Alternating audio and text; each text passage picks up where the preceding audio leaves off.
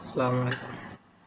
আজকে আমরা শিখব অটোক্যাড ইলেকট্রিক্যাল অ্যারে সিস্টেম, যার মাধ্যমে একটা লাইনকে আমরা একাধিক লাইনে খুব সহজেই রূপান্তর করতে পারি। চলেন দেখা যাক কীভাবে করতে পারি। আমরা এটা থেকে কপি করে এই সাইটে আমরা অ্যারে সিস্টেম করব। প্রথমে আমরা একটা অবজেক্ট কপি করতে হবে। এটা কপি করি, একটা লাইন কপি করলাম, এই লাইনটা কপি করে নিলাম, কপি করে পাশে নিয়ে আসলাম। দেন কমেন্ট সবগুলো ক্লিন করে নিলাম, নিয়ে এখানে অ্যারে সার্চ দিতে হবে। অ্যারে লিখে সার্চ করি, অ্যারে। দেন অ্যারে সিলেক্ট করলাম, অবজেক্ট সিলেক্ট করতে হবে আমাদের, পুরোটাকে সিলেক্ট করে নিলাম। দেন ইন্টার, আবার ইন্টার।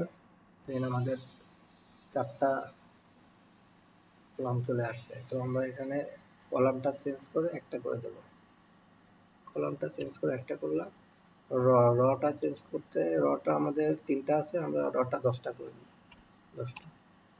দেন এটা উপরের দিকে চলে গেছে। আমাদের চাইলে আমাদের রিকোয়ারমেন্ট অনুযায়ী যদি উপরের দিকে হয় আমরা উপরে নেব, নিচের দিক চাইলে নিচের দিক নেব।